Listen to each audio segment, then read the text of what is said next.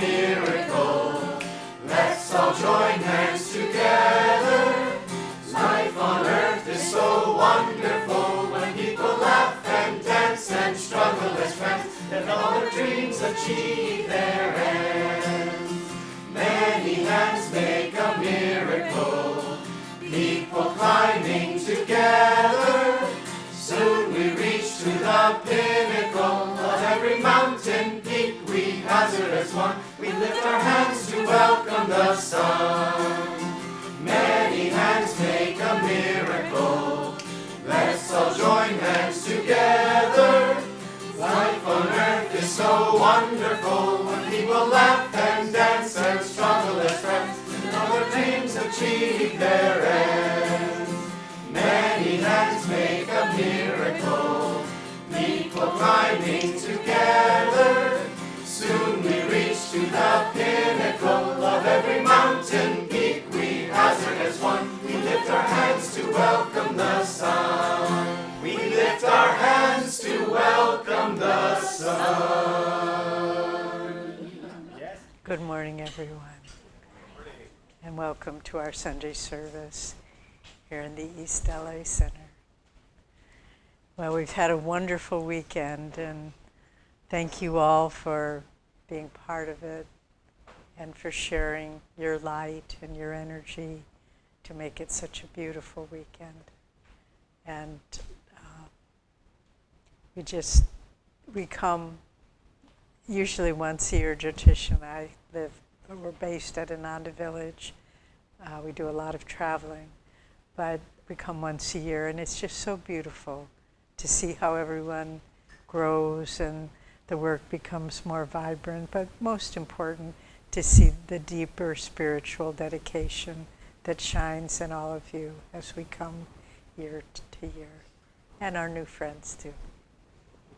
Okay, so we'll start by reading from Rays of the One Light by Swami Ananda. It's a comparative interpretation of the Bhagavad Gita and the Bible on different themes. And our theme this week is reason versus intuition. Truth is one and eternal. Realize oneness with it in your deathless self within. The following commentary is based on the teachings of Paramahansa Yogananda. Jesus, when addressing his critics, appealed to reason and common sense. In his training of his disciples, however, he, like all great masters, encouraged in them the development of a higher faculty, soul intuition. For it is only by intuition that spiritual perceptions are achieved. In chapter 16 of the Gospel of St. Matthew, we find Jesus drawing on the intuition of his disciples by asking them who they thought he was in reality.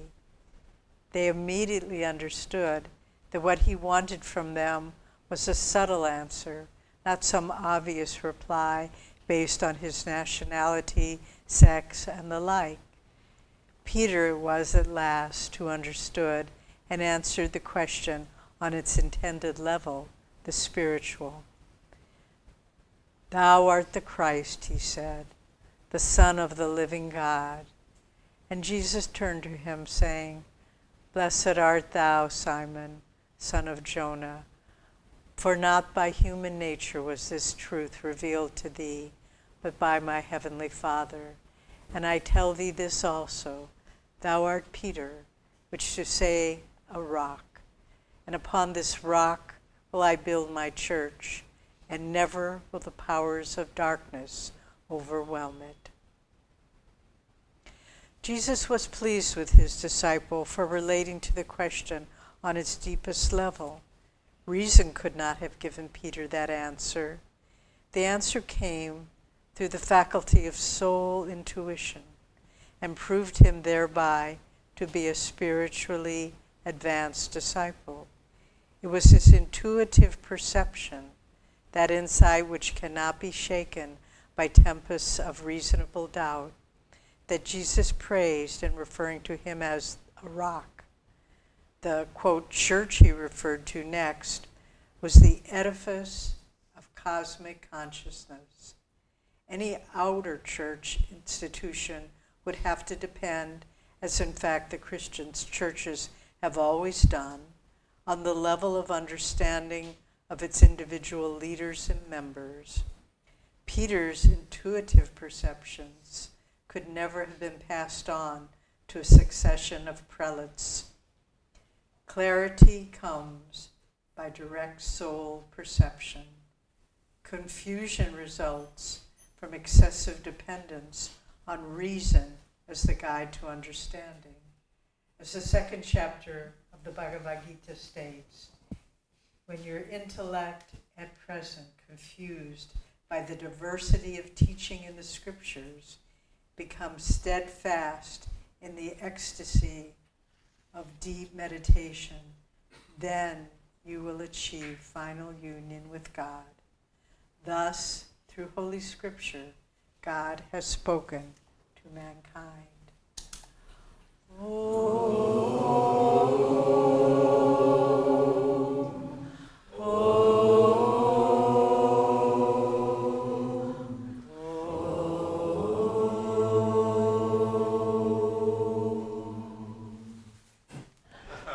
So I'm going to read from Whispers from Eternity. These are beautiful prayer demands by Yogananda. And honestly, if you have any desire to find attunement with God, reading these little whispers and meditating on them, trying to get into the bhav behind them, the feeling behind them, will put you automatically in tune. It's like a ray of light that goes toward the heavens. If you want to experience the heavens, then start with this ray of light. This is, I demand to return home. Impediments beware, flee my path. I am homeward bound.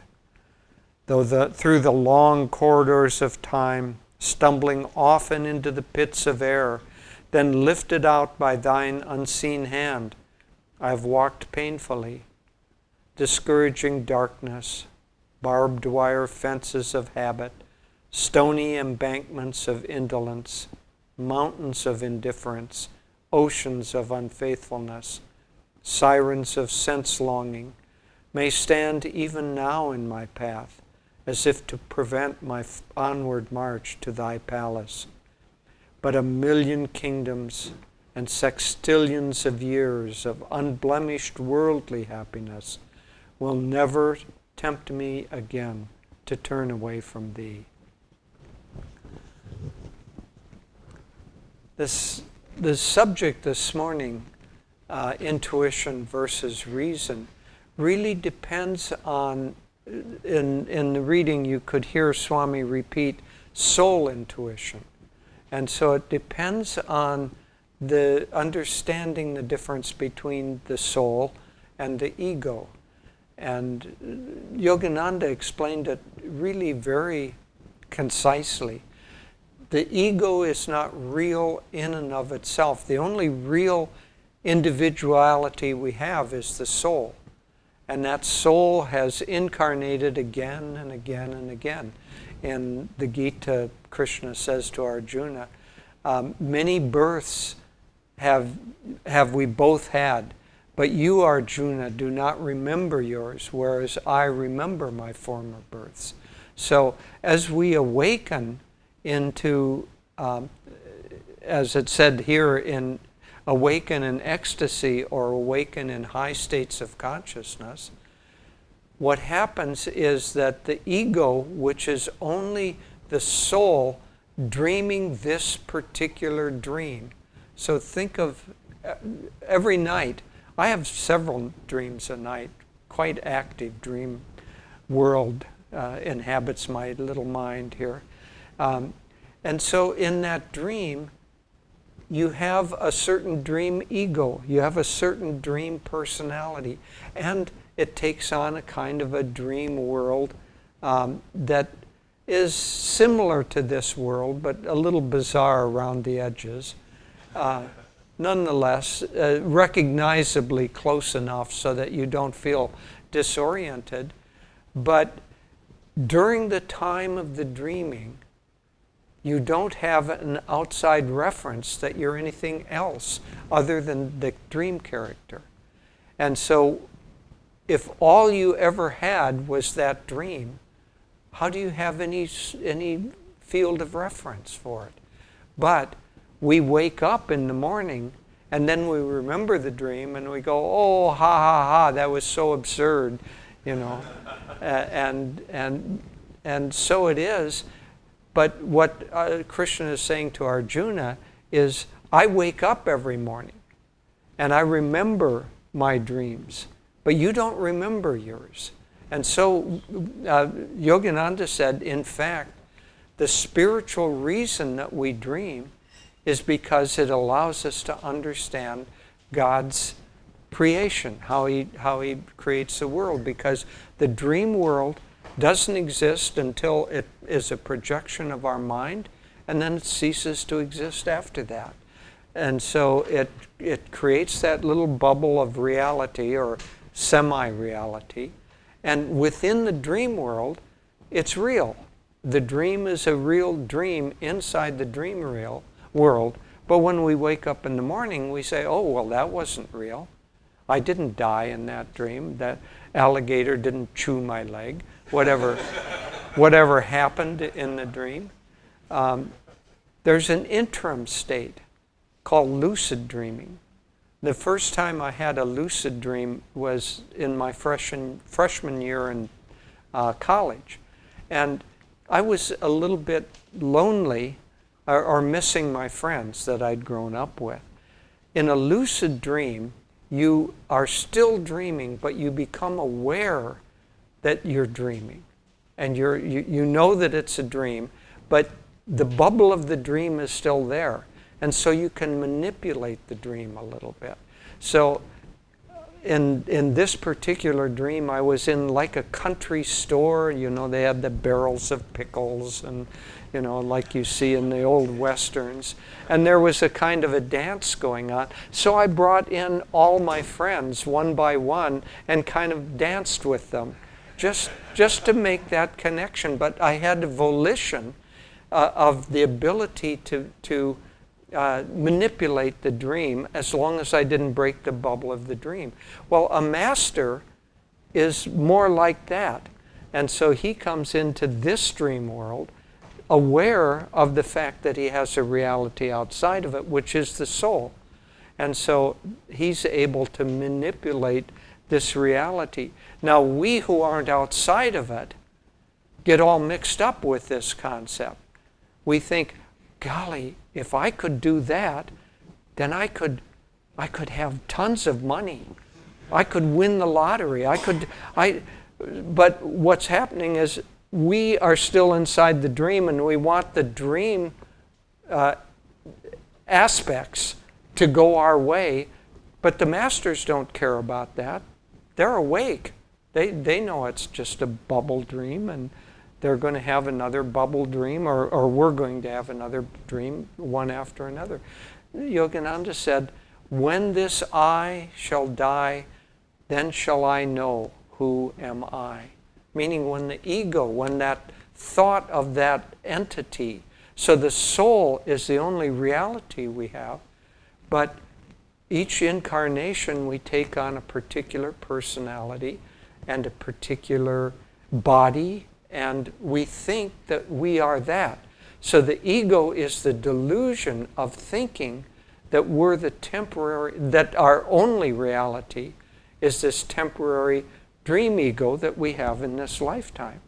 And so what we're trying to do is to break that reality. Now, the dream world functions on the basis of reason. It's the body has senses, and the mind. We don't have time to go into the philosophy of it, but the senses bring in really all there is vibration outside. The senses are bringing in that vibration, and the mind interprets that. Master said that the senses are like a television set, or a television camera, and it's shining on a field, and there are horses in the field, and so there's a part called mone, which is just the perception.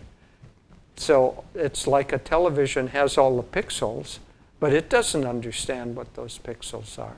Then there's a part of our consciousness called buddhi, which is discrimination, that says, oh, that's a horse, and that's a fence, and that's a field. Then there's a part of our consciousness called ahankara, that's the ego, that's mine or not mine. And so that part says, oh, that's my horse, that's my land, that's my fence. Master said, we're still not caught at that point. But then there's a final part called chitta, and that says, oh, I love my horse. They better not try to steal my horse from me, and that's what catches us. So that's how the ego functions. It functions in a dream bubble, thinking I am this body, I have these possessions, and so on. But the soul is beyond that. The soul actually remembers its past lives. What Krishna is really saying to Arjuna here is that I have awakened to the point where I realize that I am the soul. Therefore, I remember my past lives. You still are sleeping or dreaming, and therefore you don't remember your past lives. So what we're trying to do in meditation is to calm the mind sufficiently so that our natural, real way of perceiving, which is intuition, awakens. And almost everybody has some intuition. You know, you have some feeling of, or something happens and you say, oh, I knew it was going to happen. But it isn't a reasonable step-by-step process. It's just an awakening. In fact, Devi and I don't know whether Devi, we've taught together so long that we kind of read each other's minds intuitively. I don't know whether she has a story that she's going to tell or something like that, but if she does, she's been hiding it. She won't think about it, because if she thinks about it, I'm likely to pick it up and tell it before she gets a chance. Then she gets up and kind of like that. So gradually that intuition begins to, but there's no logical sense to it necessarily. The intuition awakens. The intuition is the soul's power, and it just knows things. It doesn't have to go through that perceive, discriminate, is it mine, not mine? What does it mean, mine or not mine? If there's only one entity in the whole existence, what is mine and not mine? It's all mine, or none of it's mine, however you want to interpret that. So that intuition begins to wake up, but in order to do that, we have to withdraw from the functioning of the senses and the mind, which is one of the obstacles that we face in meditation. You know, you sit to meditate and your mind is thinking about things, and reason that we close our eyes, and sometimes we wear earphones or something to close off the senses, because as those vibrations come in through the senses, they cause the mind to stay restless. But if you can come back into a point of stillness, then you begin to perceive yourself as the soul, and you begin to perceive with intuition. And so many of our techniques are simply meant to help close down the functioning of the mind. And you don't do that by saying, oh, I'm not going to think about anything. And I'm not going to think about not thinking about anything, because that's, and then pretty soon you're running along. So there's a nice illustration of a mahout has an elephant, and as it goes through the little villages, of course, being an elephant, nobody can stop it, and he creates havoc. He takes bananas from this stall and oranges from that stall, and the villagers are going crazy because it's uncontrollable. So the mahout gives the elephant a little piece of bamboo to hold up in his trunk. And he holds that very proudly, and then he walks through the village, and of course, he doesn't take the bananas and the oranges. So many of the techniques are us holding up a piece of bamboo. And that bamboo, by and large, is the breath, or prana, the energy that our techniques help focus the mind on. And as long as we focus on our techniques, then the mind doesn't wander, because it's doing that. But even that is difficult, as we've all experienced. But as intuition begins to awaken, then we also get in line with the deeper, the deeper truths of the universe and the deeper truths of the God consciousness that produces everything. There's a beautiful story of Krishna and Arjuna, and they're walking along, they see along a dusty road, and they see this poor beggar, and Arjuna feels very compassionate, and so he gives the beggar a little bag. It has a bag of coins, gives the beggar the bag of coins, and is quite happy. The beggar is very happy that he's now got some money. And the next day they're walking again along the same road, and the beggar is there again. And Arjuna says, "What happened? Why are you begging? I gave you money yesterday." And the man says, "Well, you see, there was a thief that was watching that, and as soon as you were out of sight, he came and he robbed me. And so I don't have any of those coins." And Arjuna feels sorry for him again and takes off a jeweled ring, a ruby ring, and gives it to him. And so the beggar, of course, is very happy.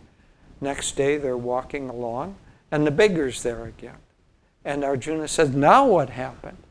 And the beggar said, "Well, I was so happy. I was going across the river in the ferry that takes me across the river to my family. I was so happy. I was showing everybody in the boat that this beautiful ring that you had given me, and the boat tippled over, and I dropped the ring and fell in the water." And Arjuna kind of looks at Krishna, and Krishna says, "Let me take care of this time."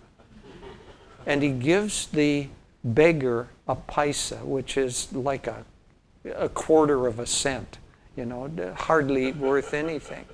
And Arjuna, of course, looks at Krishna like, what does that mean? So then the beggar comes, and he too is like, what am I going to do with this? So he comes to get ready to go home, and he sees a fishmonger, a man who sells fish. And he figures, well, I can't be free from my poverty, but at least I can free one of these poor fish. And so he buys the fish, and he's about to free him, and he sees something glinting. And it's the ring with the ruby the fish has swallowed. And he says, look what I found, look what I found. The thief who's watching this thinks he's talking about him, says, I'm sorry, here's the gold back, here's your coin back. And so now the beggar is out of that condition. But see, what Krishna has activated there are the higher laws. As long as the beggar was thinking about himself, he created the karmic conditions that kept him in poverty. When he ceased thinking, when the I shall die, then I shall know who am I. When he stopped being self-interested and thinking about something broader, then the laws of the universe supported him. So it's a beautiful story, but a very good cautionary tale for us. That's what our path is about, to stop thinking about this ego, to quiet the mind, awaken the intuition, so that we can get focused on who we actually really are. We are the dreamer who dreams the dream, not the dream character in the dream. And when we awaken to that, it's only a step, because that soul intuition also realizes our oneness with the Maha Dreamer, the one consciousness that has created everything. You know, in the reading that we did earlier from Swamiji about reason and intuition, there was a line in there that probably most of us didn't catch, but he said, when dealing with his critics, Jesus used reason. And so I was trying to think, well, what's an example of that? So the critics were the Pharisees. They were those people that are always trying. It's actually more than a person. It's that part of human consciousness which is always trying to undermine and trick and pull down. And so they're trying to undermine Jesus and make him contradict the laws and the scriptures so that they can throw him out. And so they come up to him and they're saying, Master, hypocritically, the Romans say we have to pay taxes. What do you say? Trying to get him to fall out with the Romans. And he said, let me see your coin. Whose picture is on it? Caesar's. Render unto Caesar which is Caesar. So he's saying, yeah, pay your taxes. That's his world. But he's using reason there. He's not using intuition. He's getting them to think, oh yeah, okay, that's Caesar's picture. You give it back to Caesar. But when he asked the disciple, Peter, who was a poor fisherman, I like to think about that sometimes. These names that have gone down through history, revered saints, they were fishermen. They had no education. They had no training in theological arguments, hearkening back to something we talked about yesterday. But they understood because they had spiritual depth. And so Christ asked them, who am I? And Peter went within and he knew who he was. You're the living Son of God. And Christ said, reason did not give you this answer, but intuition, because you knew in your heart what was right. And so Master defined intuition as this innate power of the soul to know and understand. And what is this power of intuition? Well, this morning, driving over to the temple, I got my first lesson from my professor of physics, Padma, in introductory physics. And it was perfect for our topic. I said, so she told me in the car, I said, tell me. And she said, all right. And we have an appointment to go deeper into it. But she said, let's say you're shooting a stream of little particles, little photons, through a piece of paper with a slit in it, and it goes on a screen. What will be the impression those little photons leave on the screen as they pass through that little slit?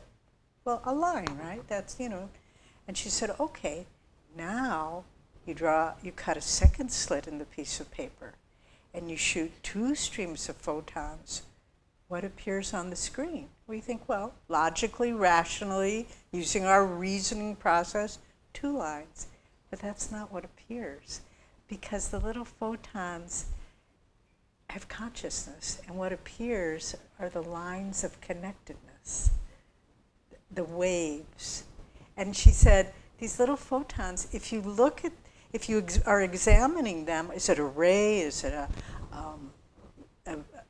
particle? It changes. It won't let you define it. And I thought, wow, that's the nature of spirit, or a cat, But that's what intuition is. It's, you know it because you're part of it. It's not reason looks at the world from outside, A, B, C, D. It's not me, it's that. But intuition looks at the world from inside. And if you want to understand another person, you don't understand them unless you love them, unless you can go inside them and understand their suffering, understand whatever traumas they've had in the past. Then you understand them.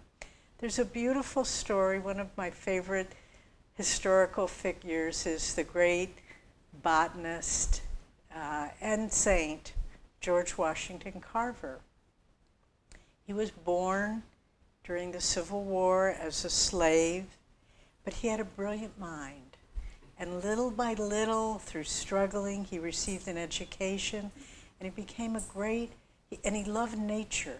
He would walk every morning. He loved plants. They would talk with him, and he would talk with them. And one morning, he would go for walks early every morning out in the fields, and he would talk with God.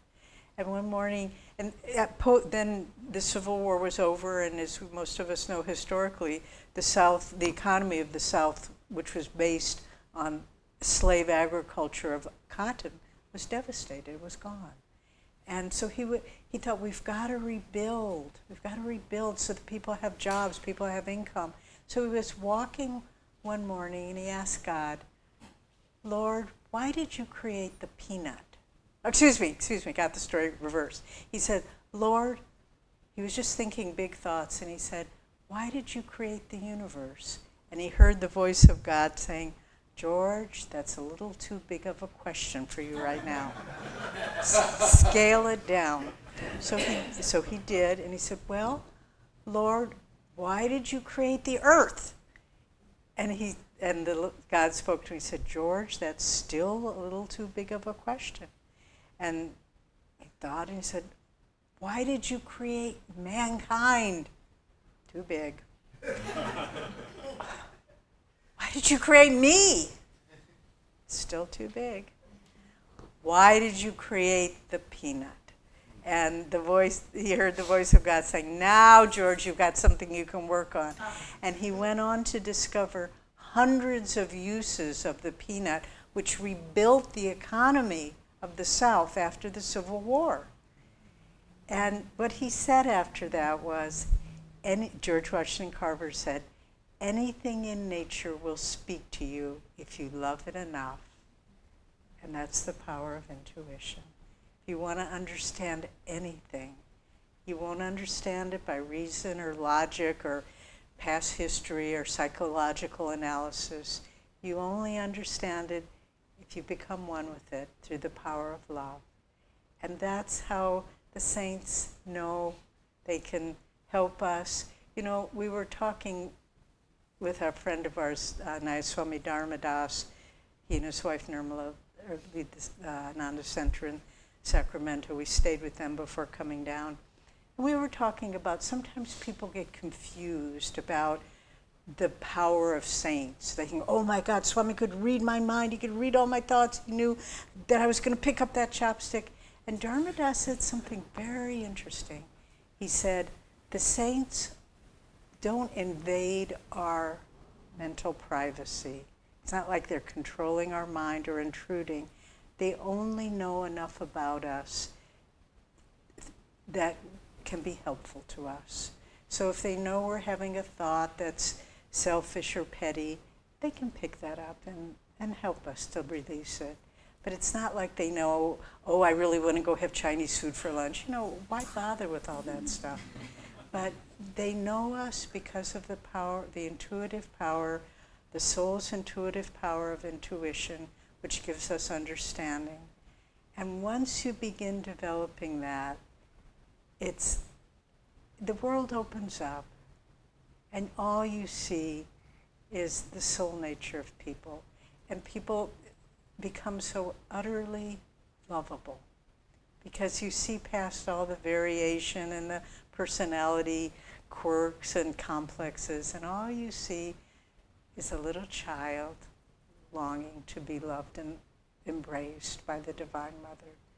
That's ultimately just every little photon, every little particle, as the farthest speck of universal dust Master talks about in Samadhi. We feel our unity with it, and that unity deepens, and finally we come to the point where we saw this in Swami Kriyananda at the end of his life. In fact, we have on our altar at home, He had been in the Italian city of Florence, Firenze as they call it, and he was staying in a hotel, and he had this deep insight, and he couldn't find any piece of paper, so he wrote it on the little doily under the glass, the drinking glass in the hotel, and then he gave it to us, and we have it on our altar. And it just said, the more I watch people, the more I see how utterly lovable they all are. Their foibles may be many, but but everyone is moving towards God. And then he ended, even though in some cases it's rather lumpy and bumpy. so precious, that simplicity. So the power of intuition, the more we can have the confidence, that's really all it takes. I'm not afraid. I'm not afraid to love. I'm not afraid to give my heart to everything that is. And then we begin to understand it, and then we begin to see it, and then we begin to see, as Joytish was saying, past the dream. When we begin to see Divine Mother's face, Master's face, shining just beneath the surface of everyone and everything. And then really, friends, that's what it's all about. To just let the eye go and to see God everywhere. I'll just close with this little poem. During a long meditation, every year at Yogananda recommended we do a long meditation at Christmas time. And this poem came to me a few years ago, and it was like my soul talking to God and then him responding. And it went, I can't promise that I'll finish, but you know that I'll begin to take each step before me with the thought that I will win the prize above all others, my heart's most fervent prayer, to cast aside the ego and to see God everywhere. So, God bless you.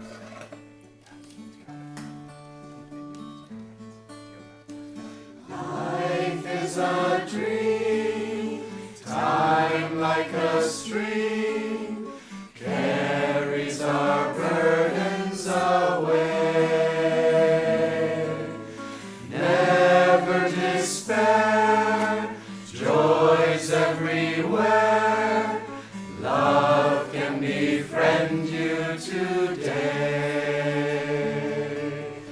Free from all care, like birds on the air, soar above griefs and worries, seek joy and be gay. Often on earth, things of great worth, worldly ambitions defy. Sometimes a friend helps us ascend up from life's cares to the sky. Love is a star, though shining afar, it can guide us and help us toward light to draw nigh. Life is a dream, time like a stream, carries our burdens away.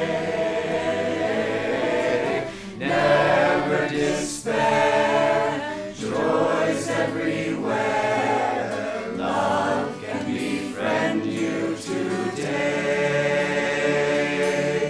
Free from all care, like birds on the air, soar above griefs and worries, seek joy and be gay. Often on earth, things of great worth, worldly ambitions defy.